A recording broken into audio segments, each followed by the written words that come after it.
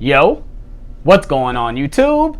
It's your boy Alex Thomas here, back with another video for you guys. Today, I'm here to give you guys my thoughts and my review of Mission Impossible Dead Reckoning Part 1, directed by Christopher McQuarrie, starring Tom Cruise, Haley Atwell, Rebecca Ferguson, Simon Pegg, Ving Rhames. This cast is actually pretty big. There's actually a lot more people than I expect to be in this movie. Cary Elwes actually shows up in this movie, which I didn't even know that he was in this movie. And yeah, I'm gonna give you guys my thoughts on it. I just got home from seeing it in the theater, and yeah, I'm gonna give you guys my thoughts. Hope you guys enjoy videos like this. If you guys want to see the rest of my Mission Impossible series, go check out my other videos. I reviewed every single Mission Impossible movie, obviously leading up to this one, and I'm very excited to give you guys my thoughts on it. If you guys are new to the channel, please hit that like button, please subscribe for more, and I'm ready to get into this review, guys. Let's get it. Let's go.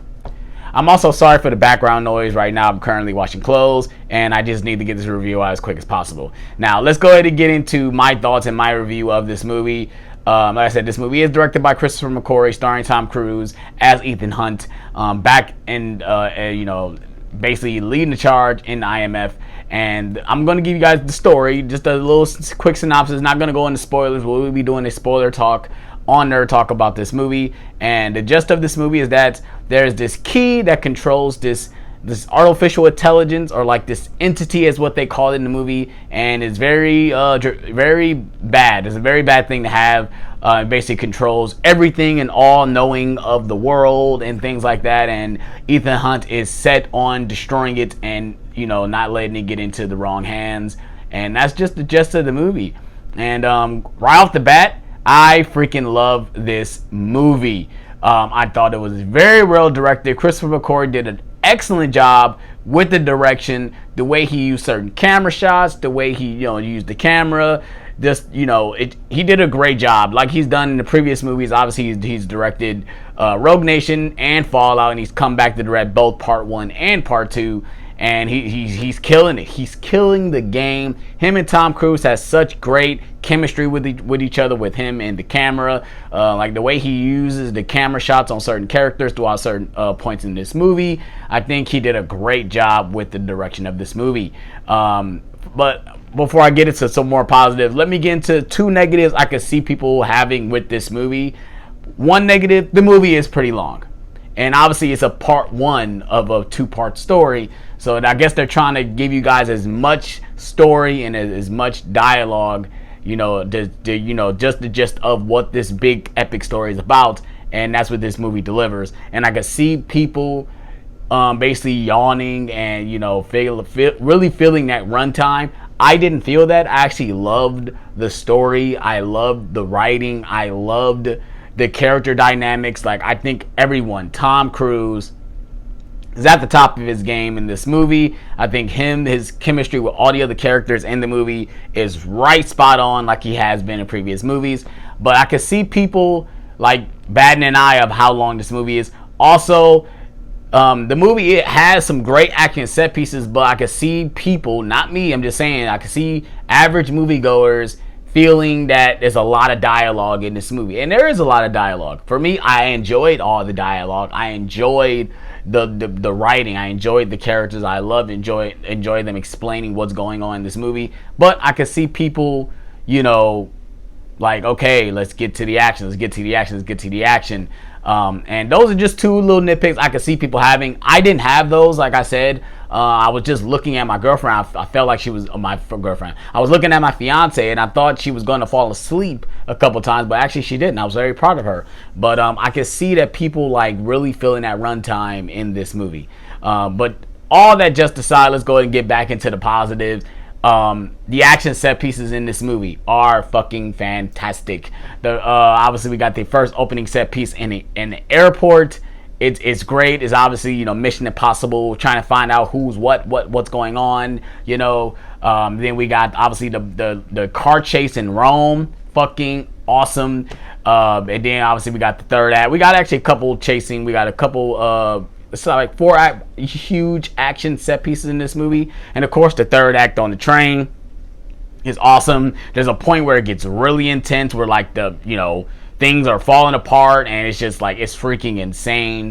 Like I said, Tom Cruise is Tom Cruise in this movie. He is awesome. He is, hamming it up on camera, being Ethan Hunt as best as he can be, and he is great in this movie.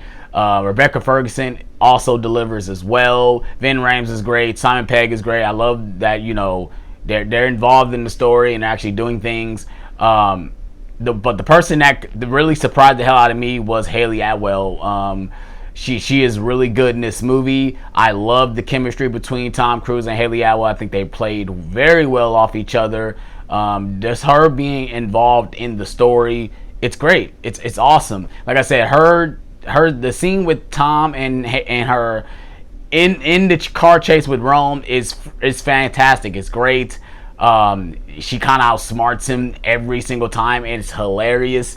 I thought she killed it. She killed it in this movie, and I want to see more of her. Hopefully she's in part 1. Like I said, I'm not going to get into spoilers what they do with her character. I just hope she's in part 2, because I love what she brought to the table in this movie. And like I said, all the other side characters are pretty good. We got a returning character. He was in the first movie chasing after Ethan. He's back in this movie, and I think he's good. We got some other side characters that are chasing after Ethan Hunt.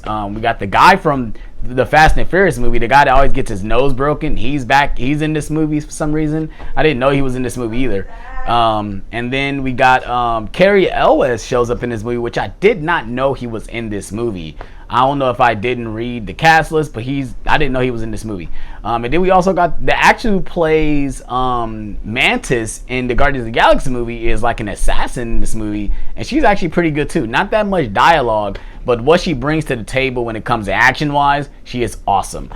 And then we got I guess you could say the main villain of this movie. His name is Gabriel, and Ethan is obviously chasing after him. And I thought he was fine in this movie, I thought he brought us like some type of subdued performance. Like, he knows he's ahead of the game, and he knows it. And Ethan is like, doing everything he can to try to stop him.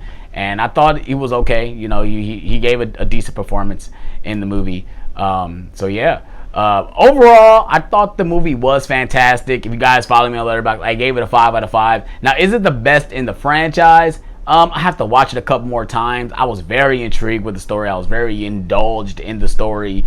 But Fallout had a certain place in my heart. Obviously, Henry Cavill as the villain in that movie, and he is awesome in the movie. I think Henry Cavill is just a little bit better than Gabriel in this movie. So, like I said, I don't know if it's the best yet. I have to watch it a couple more times. Obviously, it's a part 1, part 2 of a big story. But another thing I can give a positive, I think this does the part 1, part 2 to perfection, in my opinion. I think they do a great job with it. Like, this movie it has a 3-act structure where it doesn't it ends in kind of a cliffhanger, but then it doesn't at the same time. Like, technically, this movie could be one movie, and then the events of this just lead into the next movie. It don't have to be part 1, part 2, but obviously they chose to do that. But overall, I thought this movie was fantastic. Tom Cruise was nailing it. Hayley Atwell was great. Rebecca Ferguson was great. Simon Pegg was good. Ving Rhames was good. All the other characters. Vanessa Kirby was good in this movie. I felt like she had a decent amount of screen time, but I thought she was good as well in this movie as well. I thought all the acting was just superb all across the board. I thought the story was very good, very dynamic. Like I said, I did enjoy the dialogue. Even though it was a lot of dialogue, I really enjoyed everything about it. Christopher McQuarrie is nailing it with this franchise. I'm very upset this last one is the last one. It's gonna be upsetting knowing that this franchise, at least if it ends on a high note, I'm happy. But I would love to just keep getting these movies. Just keep cranking them out, you guys. It's awesome. Obviously, we got the big stunt with him jumping off the cliff. It was awesome seeing it on camera. It's just crazy, Nick, that Tom Cruise is out here doing things like that, like jumping it just in midair off of a motorcycle off a cliff. It's crazy that he's doing things like that, but that's why we love him, and he's awesome. So yeah, those are just my thoughts on Mission Impossible Dead Reckoning Part 1. If you guys have seen it, let me know what you guys thought about in the comment section below. If you guys have seen any of the Mission Impossible movies, which one is your favorite? Let me know in the comment section below. Like I said, we will be doing a spoiler talk talking about Mission Impossible Dead Reckoning Part 1. Be ready for that. And I'm out on this one, you guys. Peace out.